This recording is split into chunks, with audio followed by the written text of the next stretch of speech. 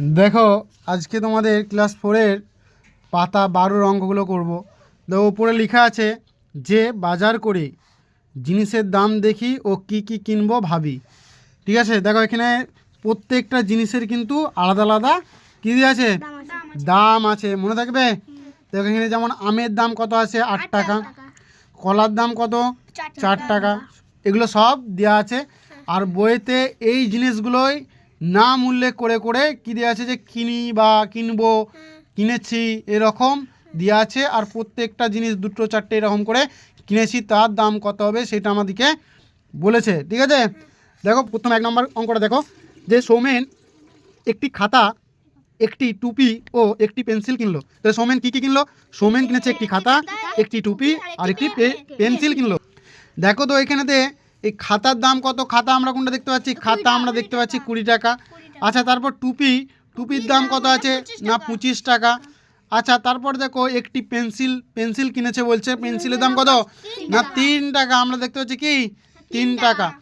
আচ্ছা, আমাদের দেখবে ডান সাইডে কী আছে না, ডান সাইডে না আমাদের বক্স আছে, ঠিক আছে, একটা বক্স করা আছে, যেখানেতে উপরে আছে দেখো 1 আর 10 দুটো সংখ্যার, আর লাস্টের দিকে আছে দেখো শেষের দিকে আছে কটা না 3টে সংখ্যার, যেমন 1 10 শতক 3টে সংখ্যার, বুঝা গেল।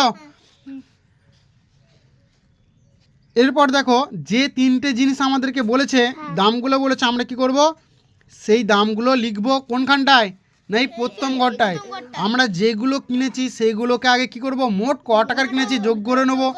দেখো আমি সেটাই খাতাতে কি করেছি লিখে নিয়েছি, কি করেছি লিখে নিয়েছি। এরপর আমাকে বলো তো দামগুলো কত কত আছে। 20 টাকা। খাতার দাম কত আছে, খাতার দাম হচ্ছে দেখো 20 টাকা। 20 টাকা। আর তারপর কি আছে, টুপির দাম কত আছে দেখো 25 টাকা।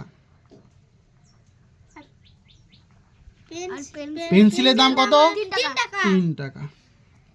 দেখো আমি এখানটাই সাজিয়ে নিয়েছি, এই প্রত্যেকটা দেখো দশক সংখ্যা আর একটা একক সংখ্যা, বুঝতে পেরেছো। পেন্সিলের দাম 3 টাকা, দেখো কেকর ঘরে 3 লিখেছি আমি, বুঝা গেল। আমার অঙ্কেতে দেওয়া আছে যে এগুলোকে আগে কী করতে হবে, যোগ করতে হবে। তাইলে আমরা কি পেলাম না, প্রথম যেগুলোকে আমরা কিনেছি সেইগুলোকে আমরা কি করলাম, যোগ করে নিলাম, বুঝা গেল। ঠিক তারপরে দেখো নিচেটাতে কি লেখা আছে যে সৌমেন দোকানিকে কত দিল, 100 টাকা দিল। কত টাকা দিয়েছে, 100 টাকা দিল। তারপর নিচেতে লেখা আছে দেখো দোকানি সৌমেনকে যে টাকাটা ও দিয়েছিল সেটা আমাকে এখানটায় লিখতে হবে। হ্যাঁ, দোকানিকে যে টাকাটা দিয়েছিল সেটা আমাদেরকে লিখতে হবে, কত টাকা দিয়েছিল না 100 টাকা। আর এইখানটায় এসে কত টাকা জিনিসপত্র কিনেছিল সেটা আমরা কিন্তু জানি না এইখানটায়। তাহলে আমার কী করতে হবে না, যে দাঁড়াও বলতে দাও, যে টাকাটার মাল কিনেছিল সেই টাকাটা আমরা এখানে লিখবো, বুঝা গেল। দিয়ে এইগুলোকে বিয়োগ করে যেটা বেরোবে সেটা তাকে ফেরত দিয়েছিল, বুঝা গেল না যায় না। দোকানি এই যে টাকাটার মান নিয়েছে, একটা খাতা নিয়েছে, তোমার পেন্সিল নিয়েছে, একটা টুপি নিয়েছে, এই টাকাটা কি করছে দোকানি কেটে নিচ্ছে ওই 100 টাকা থেকে। এখানে বলেছে দেখো 100 টাকা কাকে দিয়েছে, দোকানিকে দিয়েছে 100 টাকা। 100 টাকা দিয়েছে, 100 টাকা দিন কী করবে, এই তোমার এই যে মালের দামগুলো সে কিন্তু দোকানি কেটে নেবে। কেটে নেওয়ার পর বাকি যেটা ফেরত পাবে সেটা আমাকে বলেছে যে তোমার এখানে ড্যাশ টাকা ফেরত পাবে বা দেবে, ঠিক আছে, ড্যাশ টাকা ফেরত দেবে বা পাবে, ঠিক আছে। চলো এখানটা আমরা কি করেছি করে নিয়েছি। এবার আমরা কি করব, যোগ করে নিই। যে টাকাটা আমরা খরচা করেছি, যে জিনিসগুলো কিনেছি সেইগুলো কি করছি যোগ করে নিই। যোগ করে নিচ্ছি আমি। তাহলে আমরা কত পেলাম না 48 টাকা পেলাম, একদম বুঝতে পারছো তো।